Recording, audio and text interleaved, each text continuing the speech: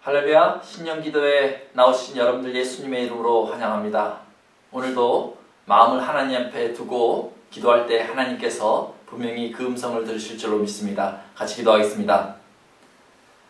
아버지 하나님, 이 시간에 우리의 마음을 열고 우리의 입을 열어서 하나님께 마음에 소원한 바를 간구하기를 원합니다.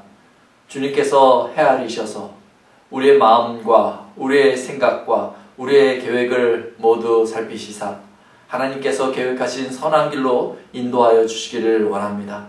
이 예배 가운데 하나님 함께 하셔서 하나님 크심을 나타내 주실 것을 믿사오며 예수님의 이름으로 기도합니다. 아멘. 왕이신 나의 하나님, 내가 주를 높이고 영원히 주의 이름을 송축하리이다.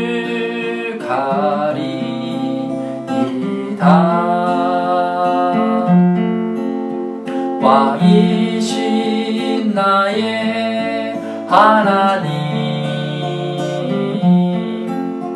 내가 주를 높이고 영원히 주의 이름을 송축하리이다.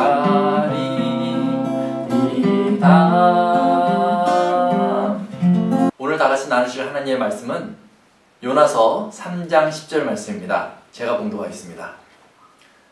하나님이 그들이 행한 것 곧 악한 길에서 돌이켜 떠난 것을 보시고 하나님이 뜻을 돌이키사 그들에게 내리라고 말씀하신 재앙을 내리지 아니하시니라. 아멘. 오늘은 부흥케 하시는 하나님이라는 제목으로 우리 말씀 나누도록 하겠습니다. 오늘 본문에 보면 니느웨에서 이상한 일이 벌어지는 것을 보게 됩니다. 니느웨는 걸어서 한 4일 정도 걸리는 큰 성입니다. 그곳에 요나가 도착했고 그곳에 도착한 요나가 하루 정도 돌아다니며 하나님의 말씀을, 메시지를 증거했을 뿐입니다. 40일이 지나면 니느웨가 무너지리라 이렇게 증거했던 것이죠.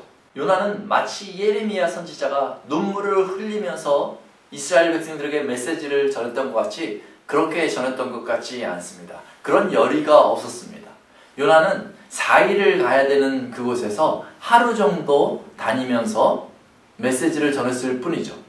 또한 그 메시지를 듣는 니느웨 사람들은 어떤 상태입니까? 그 마음이 악한 일을 행하던 그 악한 상황이었던 거죠. 그러니 어찌 보면 이스라엘 사람들도 아니고 이방인인 요나가 들어와서 그 하나님의 메시지를 전하니까 오히려 요나를 잡아 죽여도 할 말이 없는 그런 상황에 있었습니다. 그런데 그들에게 놀라운 일이 벌어진 것입니다. 요나의 메시지를 듣고 그들이 화를 낸 것이 아니라 오히려 그 메시지 때문에 회개하는 일이 벌어지기 시작합니다. 5절에 보니까 니느웨 사람들이 하나님을 믿고 금식을 선포하고 높고 낮은 자를 막론하고 굵은 베옷을 입은지라. 6절에 보니까 그 일이 니느웨 왕에게 들림에 왕이 보좌에서 일어나 왕복을 벗고 굵은 베옷을 입고 제위에 앉았다 이렇게 얘기하고 있습니다. 니느웨 사람들이 회개하기 시작하고 그 이야기를 들은 왕도 굵은 베옷을 입고 제위에 앉았다, 회개하기 시작했다 이렇게 말하고 있는 것이죠. 그러면서 오히려 얘기하기를 물도 마시지 않는 그 금식을 선언하고 사람이든지 짐승이든지 베옷을 입고 그리고 악한 행위에서 떠날지어다라고 스스로 회개하고 돌이키는 그런 모습을 보게 되는 것이죠. 어떻게 이런 일이 벌어질 수 있을까요? 요나가 화려한 언어의 설교자였기 때문에 사람들이 감복했을까요? 아니요, 그렇지 않습니다. 오히려 요나는 소극적으로 메시지를 전한 선지자였을 뿐인 것이죠. 아니면 니느웨 사람들이 겸손했기 때문에 요나의 메시지를 듣자마자 회개하기 시작한 것입니까? 그렇지 않습니다. 그들은 악한 상태에 있었습니다. 그런데 그 메시지가 그 악한 상태를 뚫고 들어간 것이죠. 어떻게 이런 일이 벌어질 수 있습니까? 어떻게 이런 회개가 일어날 수가 있습니까? 바로 소망이 없어 보이는 그때에, 소망이 없어 보이는 그곳에 하나님께서 계획하시고 하나님께서 개입하시면 그곳에 부흥이 일어나고 마음의 양심의 가책을 받고 사람들이 하나님 앞에 돌이키는 일이 벌어지게 되는 것이죠. 어떤 사람들은 이 시대를 바라보면서 위대한 설교자, 위대한 목회자가 없기 때문에 부흥이 일어나지 않고 교회가 침체되어져 간다, 이렇게 얘기하는 사람이 있습니다. 어떤 사람들은요, 이 시대의 사람들의 마음이 강팍해졌기 때문에 이렇게 하나님의 말씀을 들어도 삶이 변화되지 않는다 라고 말하는 사람들이 있습니다. 그러나 회개와 부흥은 하나님의 손에 달려 있는 것입니다. 메시지를 전하는 사람의 메시지가 약하다 할지라도, 메시지를 듣는 사람들의 마음이 강팍하다 할지라도 하나님께서 원하시면 그곳에 놀라운 부흥이 일어나는 것입니다. 그러므로 사랑하는 성도 여러분, 지금 이 땅에 소망을 두어야 됩니다. 내가 서 있는 이곳에 소망을 두어야 합니다. 하나님께서 오늘 선포하시는 그 말씀에 소망을 두어야 합니다. 성령께서 마음을 조명하시면 그 어떤 사람도 저항할 수 없고 항복하며 나아올 수밖에 없는 것입니다. 하나님의 부흥을 소망하며 때를 얻든지 못 얻든지 간에 하나님의 복음을 나누고 복음을 선포하시기 바랍니다. 그때 하나님께서 하나님의 기뻐하시는 부흥을 이곳에 일으켜 주실 것입니다. 같이 기도하겠습니다. 부흥케 하시는 하나님 아버지, 주의 말씀을 들었사오니 하나님의 말씀을 저희가 나누기를 원합니다.